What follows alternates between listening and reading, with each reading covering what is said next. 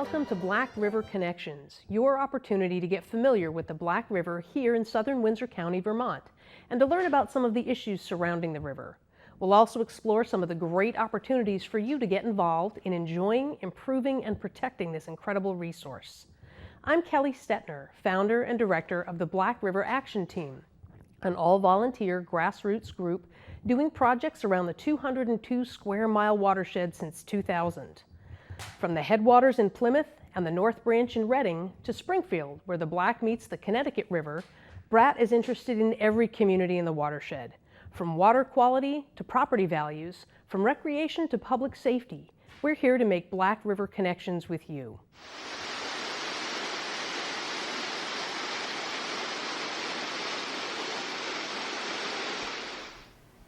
Invasive species are making headlines on a regular basis.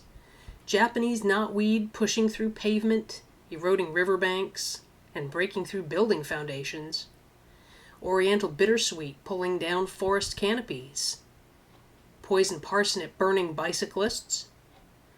Japanese barberry being linked to Lyme disease. And goutweed taking over acres of otherwise healthy ecosystem.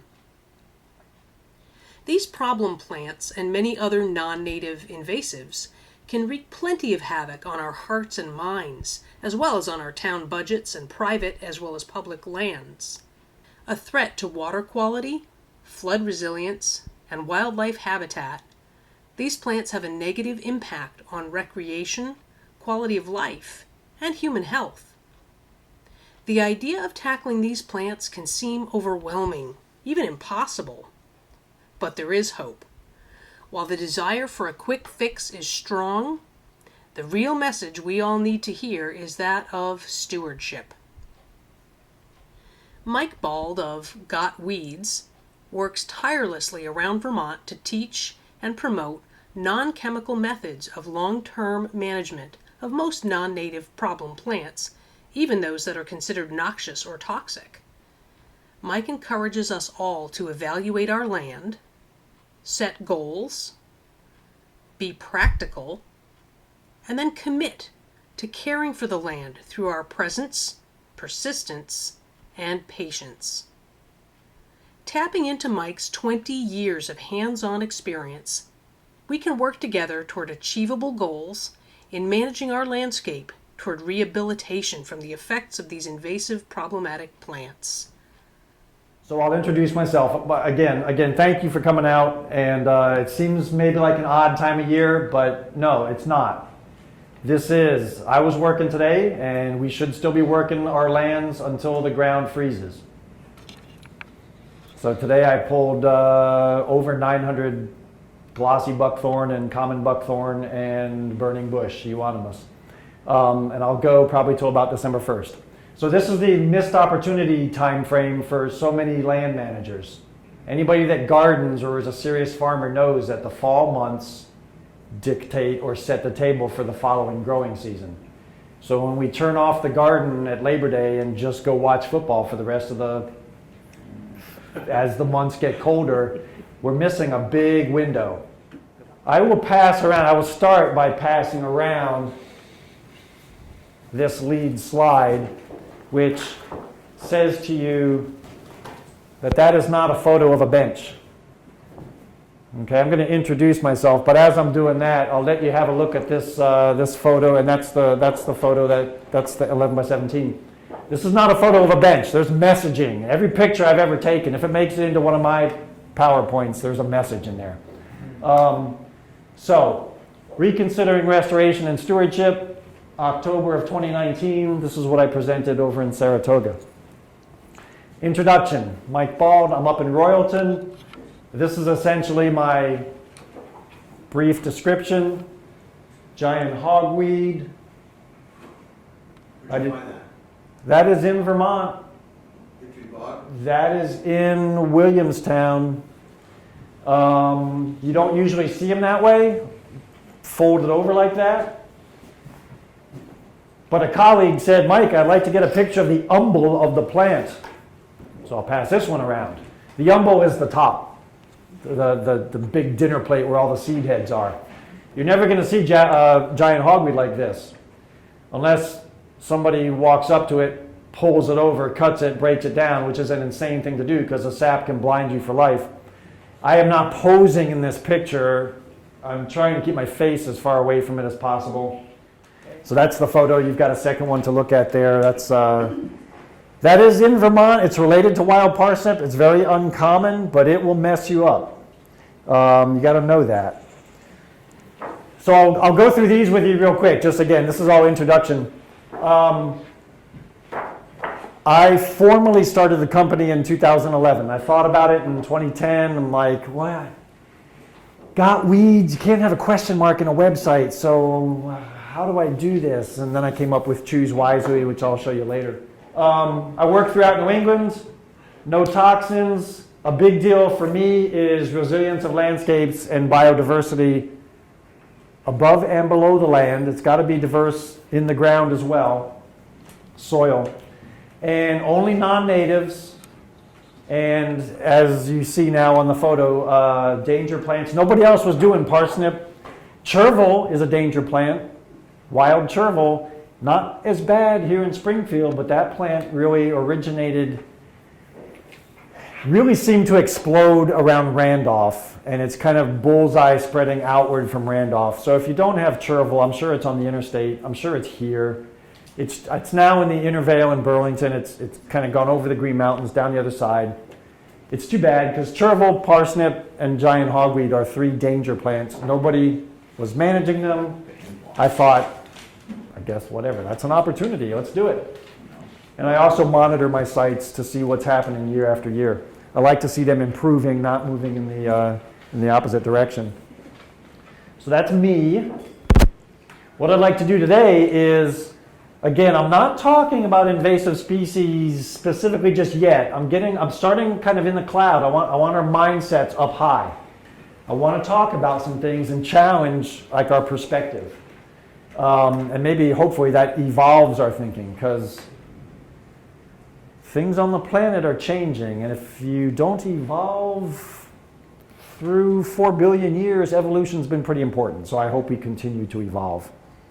So I'm going to remind you now of our presentation, which is reconsidering restoration and stewardship.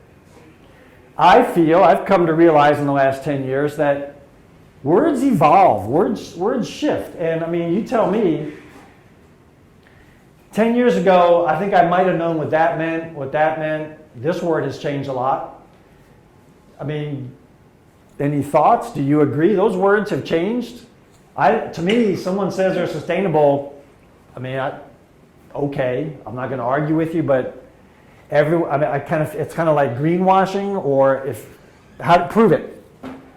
I came up on my website, I put sustainability considerations for got weeds, and I listed 10 bullet points. I try to drive a loop every day and that makes sense, and tie my work sites together rather than going to Burlington and Norwich on the same day. I mean, that's a small step, but it's critical. The plants drive the bus for me, but as much as I can, I try to be sustainable. So I'm making the point here that things evolve over time, and it's my thinking that, you got to remember sometimes there's a dollar sign behind the word as well. My thinking is that the term restoration needs to be reconsidered, as does stewardship. So here we are. Can you restore a car? Can you restore a house? Can you restore a person to full health? Is restoration forward or backward looking? And this is a big one here. Who gets to make the decision? Can everyone read? I can read them, but is everyone able to see? Okay. And that's also kind of critical. How do we know we've successfully restored something? I submit, and I have submitted now for several years, the word restoration, to me, no longer carries meaning. You hear it all the time. There's a conference in Michigan, although I just saw her last month, and she said, Mike, we're getting rid of the word restoration in the conference. And I'm like, I hope I didn't destroy, I didn't mean to torpedo your conference, but it was right there. The science, practice, and art of restoring natural systems. I said, Lisa, we're not restoring systems because we need to recognize our systems are impaired and depleted and dysfunctional. We can rehabilitate our systems. Much stronger word, because it recognizes that the system is is broken, is dysfunctional. Acid rain was a major environmental constant. Fortunately for us, it's less severe than it used to be. But we had 100 years of severe acid rain. That legacy is still with us. And while acid rain has dropped, I would say to you that our use of pesticides has gone like this in the last 30 years.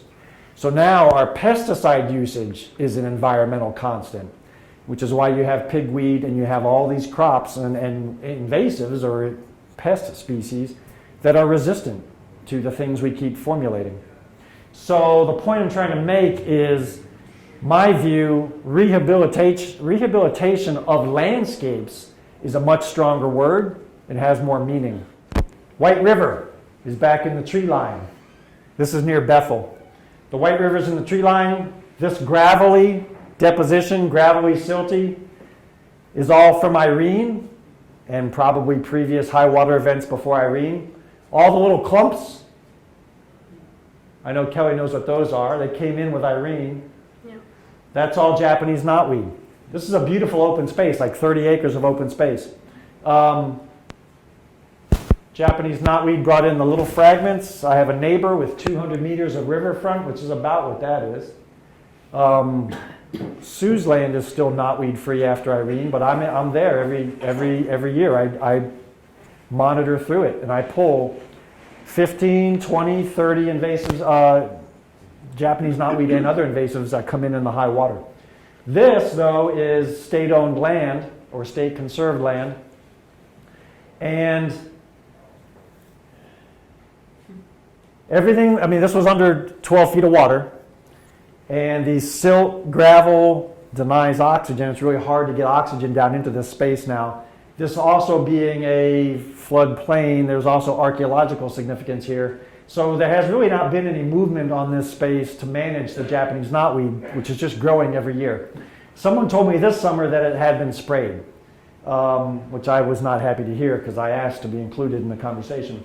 But this is the time to get these.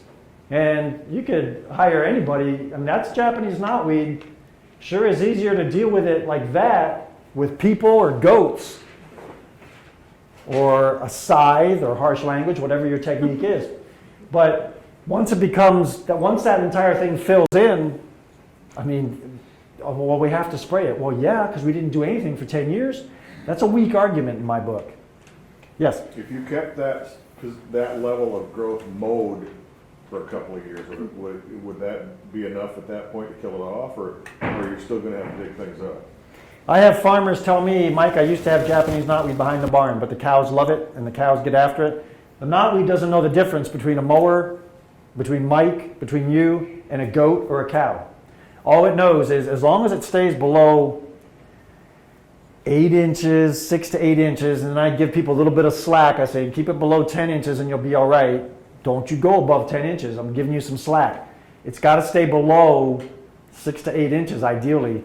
You'll starve it out. And sheep and cows and goats in particular love it. They love it when it's juicy and tender. And they will keep it at 2 inches. They won't touch it when it's big, tall canes. They'll go for something else. They'll go for burdock. They'll go for other things.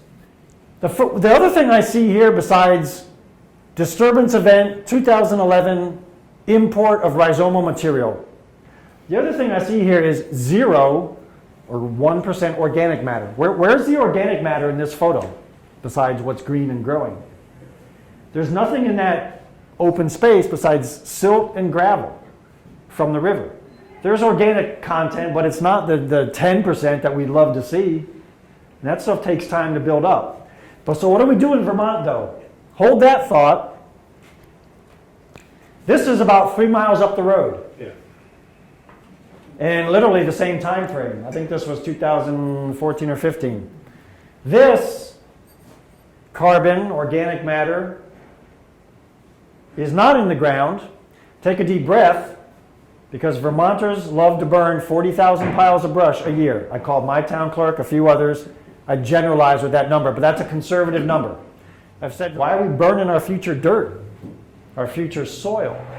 Because that is not doing any good. I said, take a deep breath. That carbon's not doing any good in my lungs. It would do an awful lot of good on this ground, or It would do an awful lot of good on this ground, but we burn it. I find that frustrating and disappointing because I've been saying that for 3 years. Stop burning soil. Pay farmers to keep material on their land, and 5 years, 4 years, keep it wet, keep it compact, build a good brush pile, that's an art. And then sell that material. You can sterilize it with heat, sell that material, reward the farmer for providing the land to build soil. So that's a big deal. We can talk about this some more later. I see vegetation as a resource. If we lived in a desert and somebody had a pile of sticks, that would be gold. Am I right? Think about that. Would you move fresh cut brush onto patches of knotweed, or should it have those years of composting? There's an art to it. There's an art to the world of harvesting or managing brush. And the biggest piece of that question is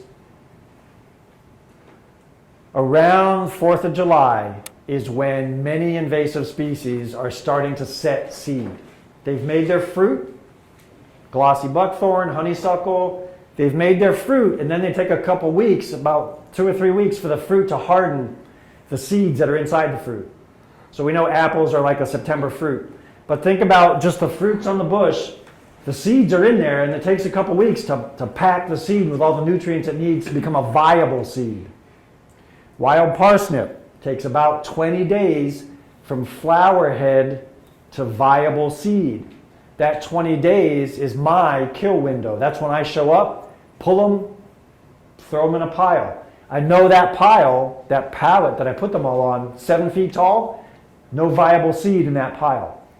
Anything I harvest after, say, 4th of July or mid-July, I treat those plants or that brush or those seeds as hot, which means they may be viable. I can still pile it up, I can still condense it all into one spot, but I have to think that that seed is probably viable.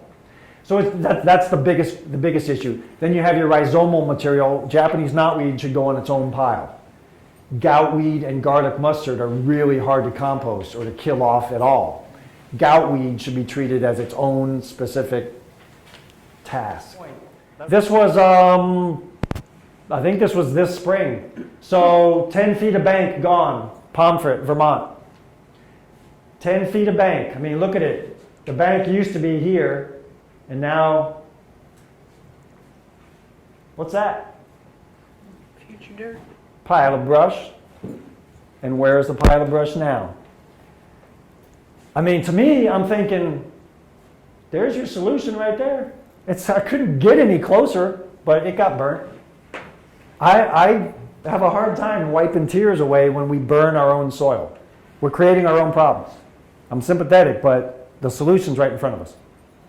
A lot of people depend on functional landscapes for their livelihood. Agriculture is more than just growing hay, growing corn, growing vegetables.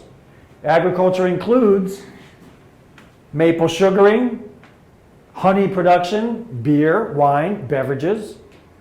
I guess hemp, cannabis now is in that mix. But all these things you might not think about. Making paper, that's down the line, okay?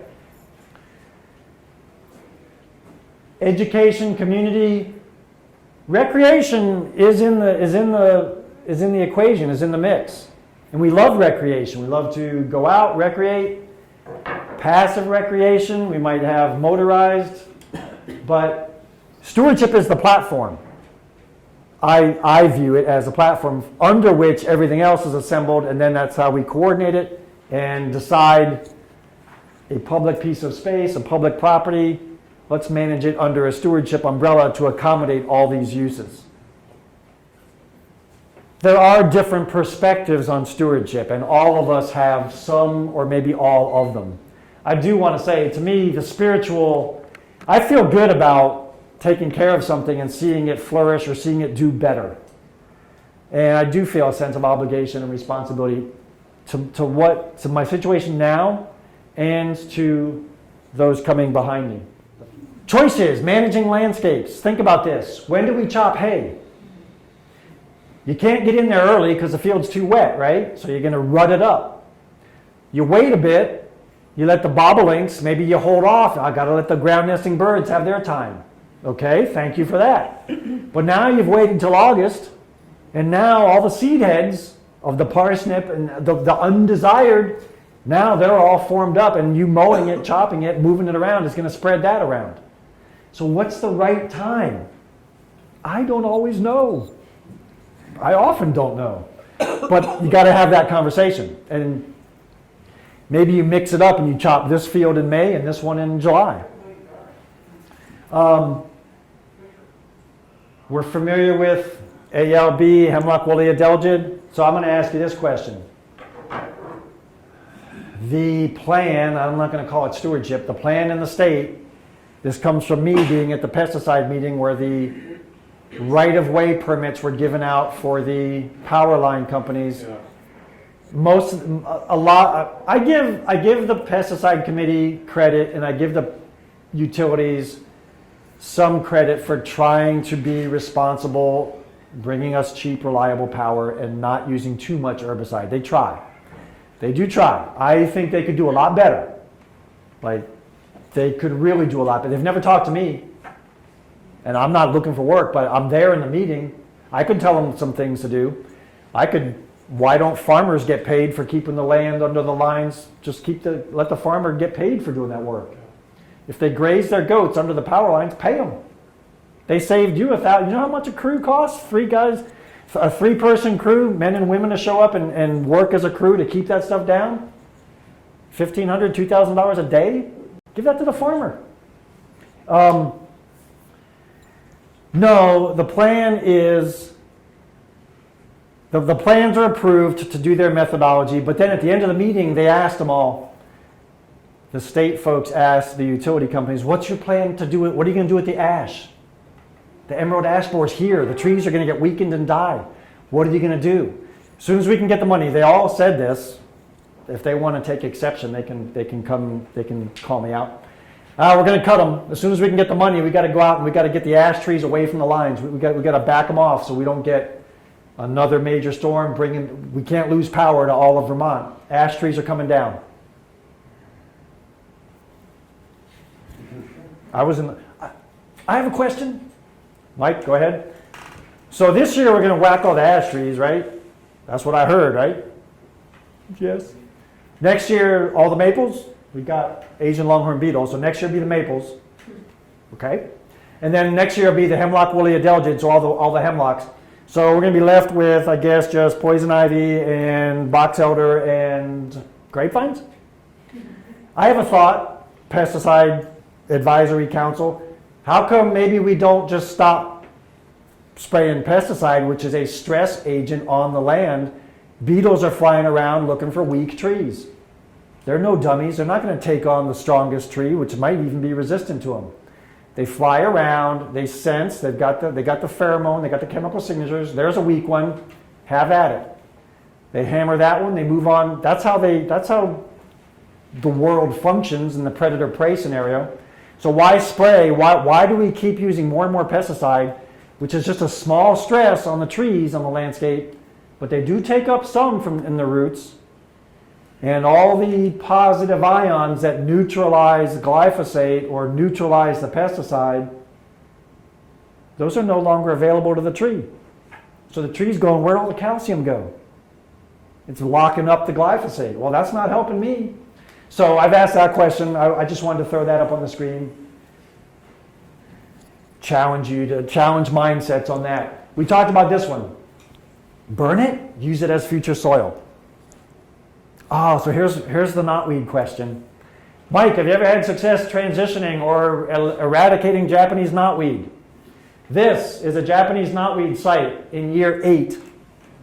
There's a culvert in the middle of the photo. So this is from one hayfield to the next. 60 feet that way, 15 feet this way. Japanese knotweed mostly on the far side of the culvert. There is a ditch in here, but it's pretty tiny. So 75 feet of Japanese knotweed.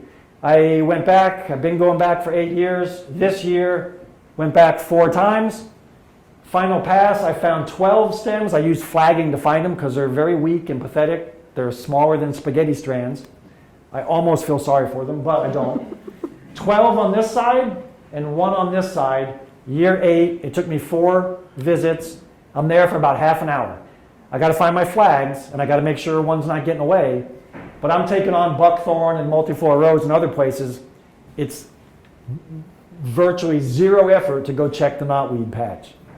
Oh, yep, still here. And the trees that I installed in year 1 are now 15 feet tall. So people ask at the big conference, Mike, have you ever had success with Japanese knotweed? I bet you haven't. I have successfully transitioned landscapes to create 300-year forests which will endure for 250 to 300 years on sites where that would not have happened had knotweed been allowed to continue to persist. Because you get zero regeneration, forest regeneration under a knotweed patch. So my word is, yeah, the knotweed's still there, but now the trees are 15 feet tall and they will survive 200-300 years, all unpredicted events notwithstanding. That's my response. I stand by it. Any questions on, because we talked about that a little bit. Just Kelly? really quickly, and again, quickly walk us through how you did that. Did you go in and do a lot of cutting? Were there goats involved? This was just me Planting? cutting from day 1. Okay. And you said you installed some trees, though. I installed the trees at the end of that growing season. I love planting trees in the fall because it makes sense. Everyone has their own take on that, but cut them all season long. The material stayed on site and just dried in the sun. I was cutting above ground, no soil disturbance. And then I installed, I think I did a few plantings in the second year as well, because I like to plant trees in waves. Not a one-time, show up, done, close the book. No. Plant a couple in the fall, plant a couple again next spring, next fall. Just put a tree in every year. What could go wrong? I'm a big fan of weed drying stations. WDS, acronym. Increase your property value. Who else has a weed drying station? Pick a fence around it and watch your value go up. A weed drying station, there might be one for knotweed, one for goutweed. It's just pallets, which are free. You're helping somebody if you take their pallets. Grab some pallets. If your property is huge, let's say it was the library, I might build the size of the library. I might put a weed drying station at the front door, one at the back door. When I cut knotweed, I try really hard to keep it above ground. I might get a piece of rhizome. I might get a little bottom of the stem that's still that could survive, but it goes on the pallets. And it dries all summer. I've stacked it 8 feet tall. Dries all summer, then it gets frozen all winter. The next year, what's been on the pallets is dead. I would not sell it or transport it. You're not allowed to. But you could use it on the very same site as mulch or as a smother. Because it is lifeless, assuming you haven't gotten too much stuff from below ground. If you go get the brains, the big basketball brain of the knotweed, and put that on a pallet, there's a chance there could still be some life in that a year or two later. So just treat that separately. If you're going to harvest knotweed, stalks on one pallet, nodes and underground material on the other. And just be very careful with the rhizomal material. But yes, one of the economic uses for knotweed is as a mulch layer. It's also forage for animals. This is paper made from invasive species. This one here in the folder is specifically paper made from Japanese knotweed. So that's it right there. I would say that has artistic, economic value. Somewhere I also have, while you've been looking at them, I'll pass this around. Yeah, just be careful with the knotweed, but you can certainly touch it. This, economic value, this is a garden stake made out of buckthorn. Quick question, do those need to dry for a certain period of time before you can use them? Yeah, I've never cut one and stuck it right in the ground the next day or the next hour. I take them, throw them in my barn on a pallet. They sit there all winter. I come back, put an edge on them, take off all the nubs, leave the fork at the top. You can do all kinds of fancy stuff on the top. You know, I can get them twice as big. Somebody built a wattle fence out of buckthorn. Wattle, that's what it's called, right? But you want the hooks for tying your strings. So 2 bucky stakes tonight. I have a huge buckthorn problem. Okay. You said you took out 900 in a day. Did Yes. you say that? Yes. How is that possible? I'm 53 years old and I bring a lot of attitude when I go to the site and I know what I'm doing. Yeah. And I pick soft work days in November when the soil gives. I do pull them, so there's a little bit of soil Do you use disturbance. a weed bench? If I have to. You pull the knotweed. No. We're talking buckthorn.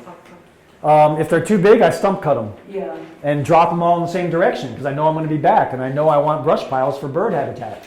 And I don't want pickup sticks that I have to thrash around in. I want to come back with my beverage and just not spill my drink and just kind of bing, bing, bing, break them right off and keep going. I can do a half-mile stone wall. I left the elderberry, I left the dogwood, whoop, there's a European barberry, bing, keep going. No stress, no bending over because they're up here.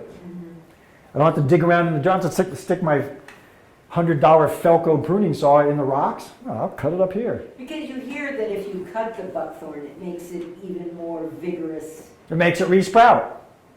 and spreads. Right, so have it resprout up where you can see it. Instead of, I wonder if anybody down there? Bring it up to you. It's not going to do anything for you, but you may as well take care of yourself. This is bittersweet. I only brought this in because I brought this to Massachusetts just for the irony. And they have it twice as big as this. I said, I work at Red Rocks Park, so this is technically property of South Burlington. I just safekeeping it. No one's going to buy this in Vermont because we have sticks. We can go in our backyard and get a stick. But if I take this to Boston or New York City and say, this would look really good if I painted it or put holly leaves on it or something, made it Christmassy looking, this would go on your mantle pretty nice. And for $300, this could be yours. And then that money goes back to the land from which it came, and we use art to restore, rehabilitate, rejuvenate, reinvigorate, regenerate our landscapes. Walking sticks all day long. Walking sticks, you name it. Of course, you got to let this dry. You can't be careless with a big vine like this. But I wanted you to see the art piece. That's my official company spokesman because he's cuter than me. That's my email. I'm a resource to all of you, either directly or through Kelly, because we've been talking for a long time. Think of parsnip, wild parsnip, Pastinaca sativa, as a heavy seed producer. You don't have to think about anything else. It's a biennial. Seed life is typical around 4 to 5 years. 4 to 5 years of work. Once you have parsnip on your property, if you don't get rid of that very first plant, seeds hit the ground. I'm not coming in with a vacuum cleaner to get the seeds. When you have giant hogweed or parsnip, no one even knows the seed life of chervil, which is related to parsnip. No one knows the seed life for that, but you're looking at a 5-year project, and I've got parsnip sites with excellent biosecurity, meaning nothing comes and goes on that property other than the occasional woodchuck and the occasional deer and one really good guy who brush hogs it and mows it all down, and that guy's super clean with his equipment. There is no way parsnip is getting on this property because they're at the end of a dead-end road, and I'm still in year 8 on that property for a 5-year seed life. Explain that. Birds. I'm not perfect. Maybe I missed one. All it takes is one. Do you have a question, Kelly? Just really quick to give anybody a sense of whether we have this in Springfield. I'm pretty sure that we do definitely have it down at the far side of Paddock Road. Oh, yeah. It's if other people have seen it. I see it on the highways all the time. Chester it looks, Road. Yeah, Chester Road, there you go. Yep. Yep. It kind of looks like Queen Anne's lace, but almost a greenish yellow. Yep. So I'll pass these two around. This is, Great. the books all say 4 to 5 feet tall. I'm not on my knees in this photo. That's why we took the photo, because this is like 7-8 foot specimens. Yeah, it's a good picture. The seed heads are right there. This is the one that'll put you, the scars for parsnip last about a year. You shouldn't be doing what I'm doing. I do have gloves on. I'm a professional. Okay, whatever. I don't do this anymore, the trench coat and 3 layers, because for me, the biggest issue with parsnip safety, again, besides range of motion, is passing out, falling in the ditch, nobody finding me.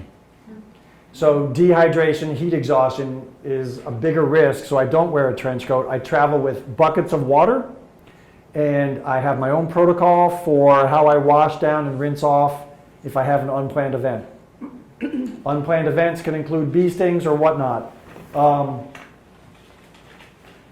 Oh, this is a great one. This is just a sign I'll put up at a weed drying station saying, please don't pick up this weed drying station on green up day because it's full of seeds. And that won't be helpful. So you can see parsnip, chervil, and giant hogweed on this poster. And I think I mentioned poison ivy just to get people, stay away, get away from this pallet, go clean, go pick up. Here we go, wild parsnip, heavy seed producer. Again, at the national conference last month. What you're looking at is the roots. New plant that's never been touched, never had a stress experience. First year plant will flower next year. It's a biennial plant. I've been doing this so long I know how to read the roots, which is interesting. This one up here, single clean stem. It's the same color the whole way. All these other roots are resprouts. Look at the way they'll be one color and then they'll button hook to the left. Or this is a good one. This one was growing, was doing fine. I suspect this one got some deposition. It got an inch of material on top of it that it had to grow through, or who knows. But it's a break off that resprouted and started a new plant. This one here is at a funny angle. So this one here is a double. There's two heads on that one. So with parsnip, you got to get the whole plant out. The depth. Were those mowed, and that's how they came up with this? No, they weren't. Good question. I pull parsnip before we even get into this. I pull them. It's just a big carrot, and I'll pull. The most I've ever pulled is 4,970 in one day. I do use this. You're in the wrong business. Yeah, I know. This is the potato fork. I know no one's ever heard of this tool, although. I use that. Thank you. Welcome to our happy, shiny, joyful town. Just don't go off the road. If you're bicycling, and I work this site and bicycles come by all the time, don't have a flat tire here and step off the road. Go change it on the yellow line. You'll be safer.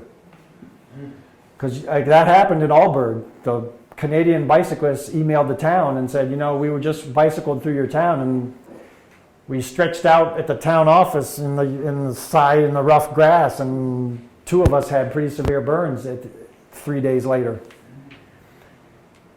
To get into the lake in Lake Champlain, up in Alburg, from here to the exit sign, from here to the doorway, you can see the lake. It's a public space. You park, the lake is right there. You can taste it. You want to go swim. You got your kids, you got your cooler. To get to the water, 30 steps, you got to go through parsnip this tall and poison ivy this tall. There's something wrong with that. And I know that's, okay, stewardship, recreation, it all comes together. Welcome to West Windsor, yes. This is the same, this is a Christmas tree farm. Believe me, the trees are in there, you just can't see them. How do you, here's one, I guess that might be the top. You can see one in the back. How do you manage those Christmas trees? Here's economics. How do you manage those Christmas trees safely if you're the poor character, he or she, having to snip them and get them shaped nice and good in July when they do that? You can't work that space. You're running away from yellow jackets for one thing, or the white-faced hornets. We can find about 5 nests in this 9 acres. I've cleared about half of this site, and I just keep moving it a row at a time. Every year we move a couple rows further in. Just with the potato fork? Just this and the potato fork. Well, 2 of these. 2 of these and potato fork. And you put it all on a pallet to dry. I pile it up, and that photo's coming. Yep. Pile them up. I get them before, so you see the flowers. There's always one.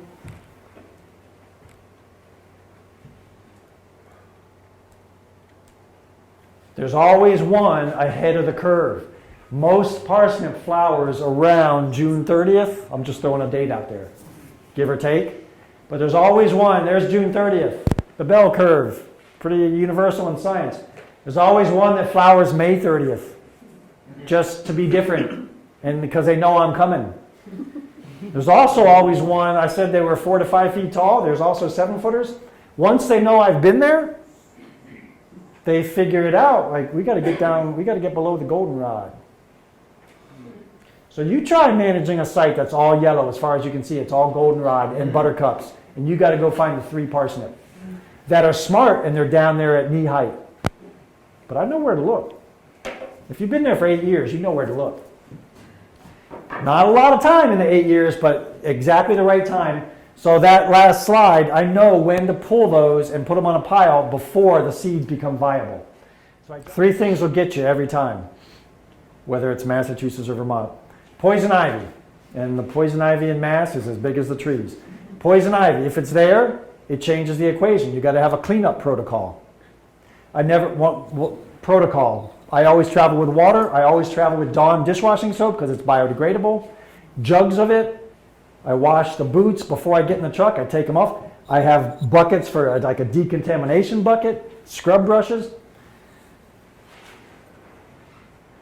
And I never step in front of my truck. When I park somewhere, the intent is if I need to do first aid from bee stings or poison ivy or unplanned events, I can lay on the ground in front of my truck and do whatever first aid and not have to worry that I'm now laying in poison ivy. Strip down, get out of my clothes, whatever it requires, I know that's a safe spot. Everywhere else, I got to remember I've been trekking around and who knows what's on my boots and now on the ground. That's just part of my protocol. Okay? So poison ivy will get you any time of year almost. The other two big hazards, I think in threes, overhead hazards, bittersweet. Why is bittersweet such a priority? Because you can't work on Japanese knotweed or parsnip or the others if you're working underneath overhead hazards. Because when those things, when the trees are compromised structurally from all the weight of the vines, boom, when that happens, it doesn't matter what you were working on because you're not working anymore. So one of my big arguments on landscapes, and I said this in Mass, I'll do a 10-day project. Day one, I don't touch a single plant as far as controlling it. I identify poison ivy, I look for bees nests, I mitigate overhead hazards, so maybe put a few trees down, address the bittersweet, that would be the one invasive I do address. And the third piece is I identify and or remove old steel from the landscape. And there's a lot of that out there. Old steel and abandoned wells will end your day. Because if you're carrying parsnip to the weed drying station and you trip over barbed wire, now you got a face full of parsnip, now you got to go into the cleanup protocol and stay out of the sun and hope it didn't get in your eyes and do this with the jug, wash your eye out 3 times. Get the old steel off the land. And if you trip and fall on a fence post, that's going to be rusty, tetanus, have you had your shots, blah, blah, blah. Abandoned wells, the same way. I'm a big fan of aerial mapping. Just the takeaway from this, whether it's knotweed or parsnip, this is almost 100 acres in Burlington, South Burlington. Open, wetland, very functional, amazingly functional piece of land. This wetland, which runs through the site, has Phragmites at the upper end. Phragmites, downstream is this way. And right here by the parking lot is where the parsnip established. What do you think? Look at all that open space. Do you think the priorities for this, I don't have to look at anything else. Autumn olive, yeah, I'll get after it. Phragmites for the wetland. That's where the big oak tree is, right about there. And then parsnip, which would go, and the wind blows, of course, that way. So the priorities for that site, the aerial map, I don't even have to visit the ground, but I do, but I can see right away what the issue is. This is that site. Pulled 209 in the first year. Remember the bell curve. 5-year seed life means that by year 5, we should be down to very few plants left. Year 2 and 3 and 4 are the hard years. Year 3 is always the worst year, 90% of the time, even with knotweed. So I pulled 209 plants the first year, parsnip. This was year 2, I pulled 595. I'm actually lucky it wasn't 5,000. I think we got it early enough, and I'm hoping that we peak and save South Burlington a lot of money, because if it had got one more year, it would have been a disaster. So that's a great example of parsnip, 209 plants, get them. None of these seeds hit the ground. Here's what I talk about. This plant is still yellow. Those seeds aren't formed yet. I know it's not quite the best focus. You can see seed heads here and they're still green. I could still pull these and I'd have to make a judgment call. I don't think these are viable yet, but they got my attention. See those? See that seed head there, brown? Those are viable. And those go in the bucket to get torched or burned or otherwise dealt with. So 3 different not generations, but 3 different phases of the plant development right there. Solarizing, if people have questions, and I think we're about done. This is not super effective with Japanese knotweed. Nope. It's effective with poison ivy, don't get me wrong, and that was just inadvertent that I did some chervil. These are the posters on how to manage with solarizing as a tool. This is like its own workshop. There's 2 of them here. It's not black plastic. There are a dozen variables in this work. But if that was all parsnip, which it was, I said to the farmer, I can pull 10,000 parsnip a year, then I'll be here for 5 years. Or we can sheet plastic, dig it in, mulch it, and kill the seed in the soil down to 10 inches deep and get 5 years of work done in 50 plus days. What do you want to do? So that's what we did. Is that clear plastic or Clear, white? it's clear plastic. Why is that better than the black? I don't know. I have thoughts, but that's a long Is there a conversation. heat aspect? There is a heat aspect. Toxicity too, if you So clear plastic can be 4 mil or 6 mil, Yeah. or even less. 6 mil because every now and then deer walk on it and you don't want them punching through. Cows actually punch through this one. But 6 mil is milkier. It's not as clear. If I had my druthers, it would be, and actually this one photo shows it, 4 mil plastic. This is a chervil site. 4 mil plastic, you dig in the sides and you have a layer of mulch to keep the heat in at night. So the word Around is, the edges or all over it? no, you mulch the site. So underneath this entire pad is a layer of mulch. Is it 6 inches deep or 12 inches deep? I don't know. That's one of the variables that goes in the notes. So I've done about 20, maybe 2 dozen solarizing sites. I'd be happy to work with you if we can fit it in. If I demo one, you all can learn that art, and then someone could have a business here in Springfield, solarizing, Springfield Solar. Play with it. You can start in April, and you can solarize right through October, I would say. You can solarize a site and still get a crop that year. But it does kill the bacteria and the fungi. You've got to re-inoculate. And it's an aggressive approach, but it does sterilize the soil. It's just like composting. This is a weed drying station. So here's the parsnip. I lay them out in rows. I don't have to do anything with these plants ever again. I can just leave them right there. That's as long as the seed heads are not viable, As right? long as the seed heads are not viable, and I check every plant. I pull them, I look, toss. If it's of concern, I hold on to it, and that goes in its concern pile. So there's the Christmas tree farm.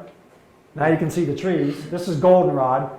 This is thousands of wild parsnip all piled up. You can see I kind of, cross hatch it like this, just throw a bundle and just keep crossing them over. Even if I get some seeds happening I think I have 3 weed drying stations on this 9 acres. Even if I get 100 plants at the weed drying station, who cares? It'll take me a minute to pull them all, or I just torch them. Or I can torch the whole pile, but you don't even need to do that. So it's a consolidation effort.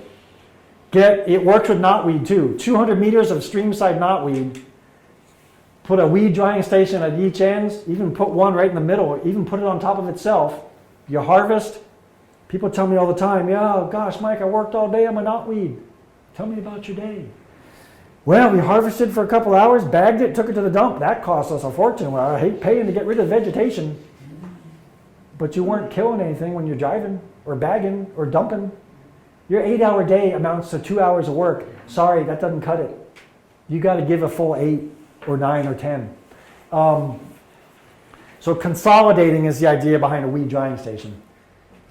To me, the one big management takeaway is that when you manage landscapes with presence and with community, you end up with a core of people who know what's happening on the land, what the undesired plants look like, and they know how to work with each other and how to work on the land, and they get something done, and they keep all of the land in like early detection stage rather than, oh goodness, what happened, what do we do now stage. Because you don't want to be in that stage 8 times over, or every year. So goutweed is the species that comes in after you try to get everything else out.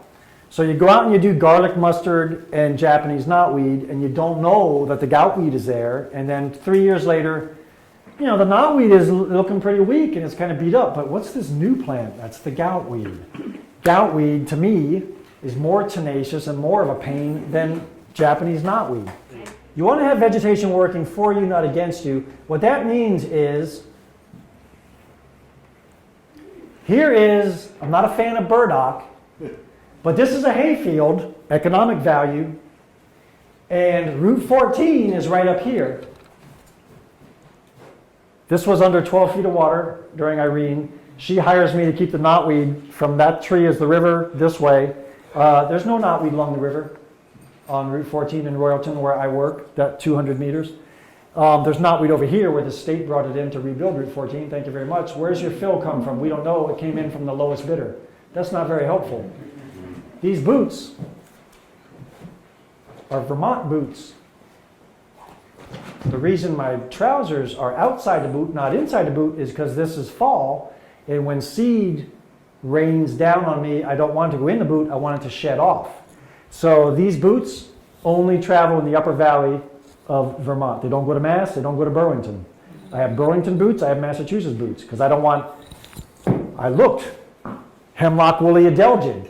Did it get on my hat this last weekend? No. I checked almost every hemlock tree I looked under.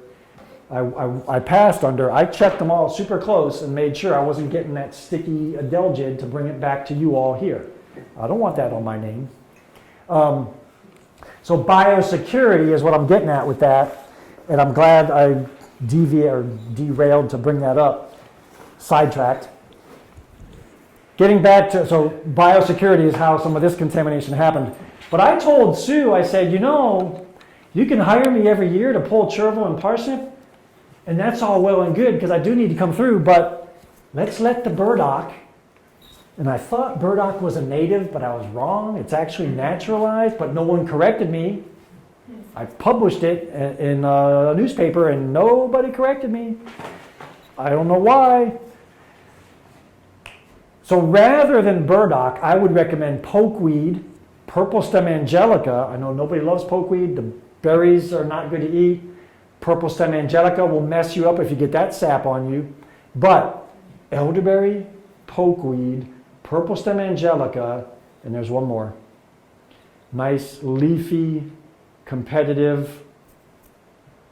Cow parsnip. Cow parsnip is native. I wouldn't remove it. But what you want is native competition, a wall of it. So here's what has to happen. I'm trying to illustrate this. Parsnip and chervil fall off vehicles and tires on Route 14. They have to get, the seeds have to come down this slope, germinate, make a plant, make more seeds. They have to get through the wall of burdock or pokeweed, whatever it is. They have to fight their way through that. That's not easy. Nothing grows under burdock. I've crawled under burdock and looked. There's nothing growing under there. It's dark. Then they have to get across the mowing strip, the sown grass strip. You can use that with knotweed. She keeps that like golf course low, down to 2 inches. The hayfield gets chopped twice a year, but the sown grass strip is the perimeter of her 13-acre hayfield. She mows that, keeps it super tight, so the invasive species have to get through the heavy green wall, jump the death strip or the sown grass strip. They got to get in here. They got to survive year one because most of them are biennials. They got to get past year one. Then in year two, they have to flower. And then they have to hope I don't notice them in year two and pull them and dry them and kill them. So that's a lot. I mean, nature's good, but I like to think I'm pretty good too. And if she cooperates with me, no chance. I mean, they still push. And what I can do though, I can walk the sown grass strip with my beverage. No spills, no problems. Don't have to hop around, climb around. Oh, there's one. Pull, easy. What does that save her? Money. So the sown grass strip is a big deal, and I'm going to point out to you, are we doing this sown grass strip the right way, or is there something wrong with that photo? You're blowing the cuttings out of the field. The question is, which way are you blowing the cuttings? So you do want to make sure as you exhaust, as you blow out, you want to make sure that if there's a dirty side that you're mowing your clean side first and then blowing dirty side into the dirty side. You don't want to mow potential seed heads here and blow them out into your field. Bittersweet, so that's a vine. The method I use, the biggest site I have is Red Rocks Park, Burlington. It's hard to pull. They ride high in the soil. It's not like knotweed going 6 feet deep. So I stress them, break the seed production. I think the weak link, I don't have a lot of academic backing on this, but we've already talked about academic backing. I believe the seed life is pretty short, like maybe 2 years, not 4 to 5. So if you can break seed production for more than a season, you've stopped. All you have to deal with is what's there. You don't have to, nothing else is going to start. Yeah. So then you can hire some neighborhood kids, which I am all about that. Put them to work. The little ones are cute. The little seed starters, they're very cute and they're easy to identify. Orangish root. Pull them, put them in a bucket, get them out of there. Weed drying station. The bigger ones, keep the stress on. Certainly pull, and I tend to, I don't have the number in my head yet, but when you see a massive vine, I don't know how far out they go, but they tend to just be a big network, just, you know. The secret to shrub species, and vines are related, but they can be tougher. 3 stress events in 2 growing seasons is you're getting high percentage of kill. Multiflora rose, buckthorn, barberry, honeysuckle, autumn olive.